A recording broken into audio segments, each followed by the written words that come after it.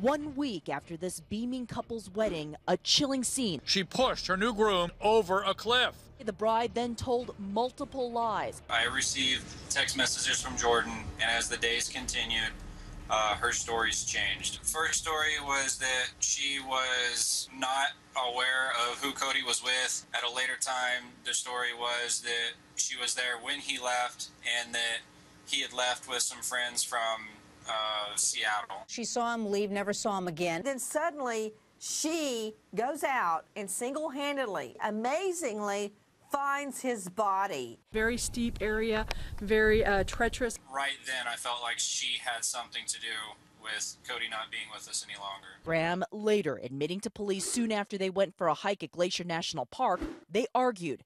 Graham says her husband grabbed her arm. She then pushed his back, which sent him flying face first off the edge of this cliff. This was an accident, says Graham's lawyer. Jordan, is there anything you want to say?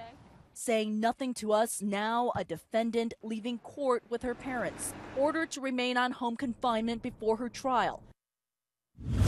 So tonight we are asking our jury, did the Cliff bride accidentally kill her husband? And coming up, you're going to hear the Morgan family split down the middle. They're going to argue both sides of it. And then at the end of the hour, we want you to decide. We want to know what your verdict is. Vinny, let's get started. All right, I want to start with the wedding song. What was your wedding song? You remember? We had one. Oh, no! Matt, you're about to get married. Have you picked out the wedding song yet? We have. It's going to be Elvis, and we're not going to reveal the Which song? Okay. Well, this couple had a wedding song, and it was actually co-written by the bride and someone else. And the lyrics of the song, kind of eerie. Take a listen to the co-author of this song. They danced to a song composed specifically for them with the bride's recorded vocals in the background. She was excited to surprise Cody with a song for their first dance. Graham seemed like a normal bride, says Shay, who wrote the lyrics and the music guided by the young bride.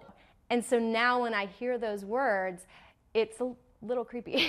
Yeah. So, I think that the wedding, well, you guys didn't have a wedding song, but a wedding song is very important and meaningful. Let's take a listen to the wedding song again, written by the Cliff bride herself. Big love for you, but you help me to climb higher for a better view. Everyone has a reason to wake up, and everyone wants a safe place to fall. In your mind, don't want to spend another night. Yikes! That doesn't make her sound too good, does it?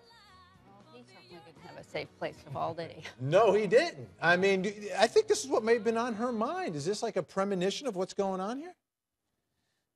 To me, she's like Jodi Arias, Part 2.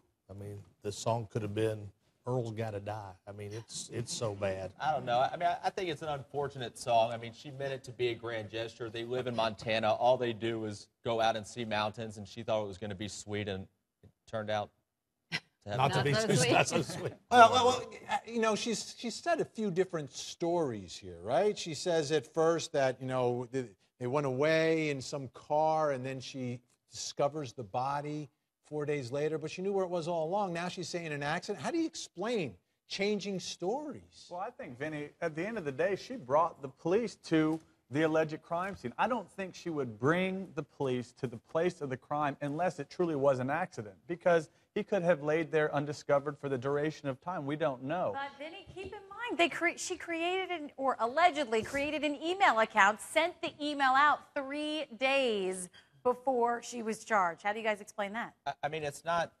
disputed that she pushed him. She said that.